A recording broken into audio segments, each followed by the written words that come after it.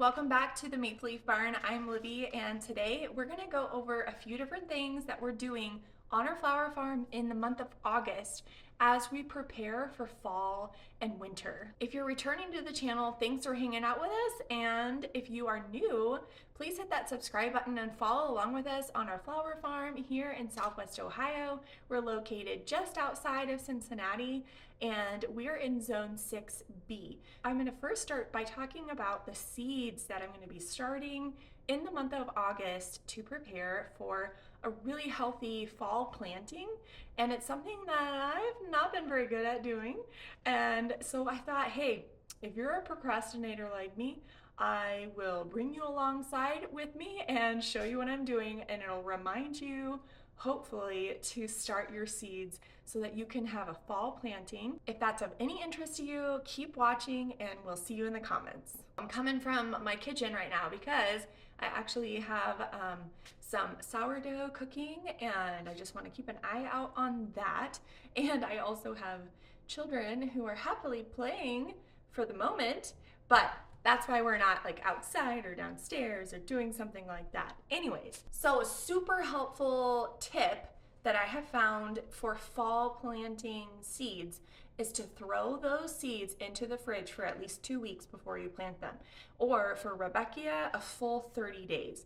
Now, if you haven't done that, it's not a big deal, but you might want to go ahead and throw the seeds into the fridge for a couple of weeks before you get started. And that's okay. If you don't get them started until September, it's fine, because, you know, it'll at least get some growth going and then you can plant it out. I would suggest that you go ahead and start your Iceland poppies now, or in a couple of weeks if you can. Just set that reminder in your head, put the seeds in the fridge now, and that way they're chilled and ready to go.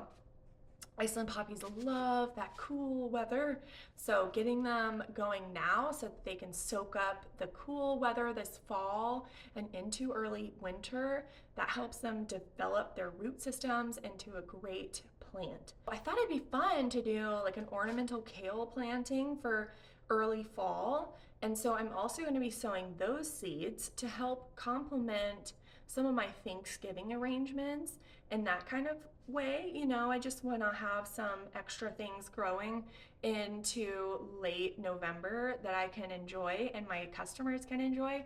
So I'm starting kale as well. I also will be starting some of our other cool hardy annuals like Digitalis, which was a huge success this spring. Everyone loved it. It was amazing. It was so pretty. And then also our Delphinium. I really want to have a huge showing of Delphinium. And yes, I understand it's considered the witch's garden, but how appropriate going into October to be planting all of those out. They love that cool weather as well. So if you plant them now, if you sow them now, they'll be ready to plant out in late fall so that they can develop those roots and then have earlier spring blooming.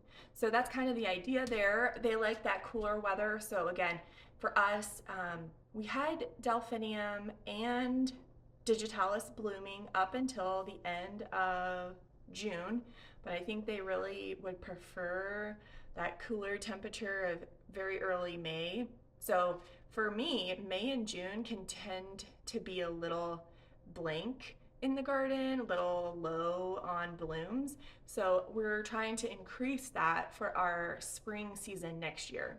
It's also a good time to start some of those seeds for your perennials like Rudbeckia and Echinacea. They are also, this is like the perfect time to go ahead and get those started for a fall planting, because they will do really well over the winter and then give you earlier summer and late spring blooms for next year. And that just adds to your perennial bunches in your garden or in your landscape. That'll help your garden, and the early blooms will bring more pollinators, which is good for everybody. So that's kind of what I'm starting with for seeds, thinking about the fall. I also have a second wave of zinnias that are starting for a kind of late fall bloom. They only take about 65 days for us here in this area, so I'm expecting a really great show for the first or second week in October, like right before the frost comes, and that way I can cut them for our pumpkin arrangement class, and that way everyone is happy and they have plenty of dahlias and zinnias and eucalyptus. We'll have some mahogany hibiscus, and the zinnias that I just sowed for that event are kind of that orangey tone. Actually, some of them were from the unicorn mix from Floret. So I'm excited to see, how that all works out as far as planting goes.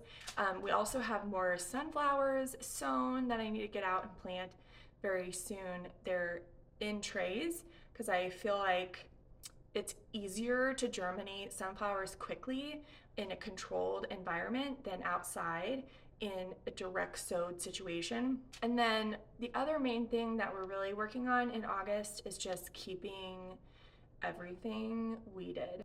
I want to stay up on our pumpkin arch, keeping the squash bugs really under control and staying up with the rows that I have existing. It's an interesting mix this year. We're kind of just trying to stick to our guns on weeding, and we weeded everything really good 2 or 3 weeks ago, and now we're just trying to maintain that. So that's what August is like, and I think that's probably going to be it for this video.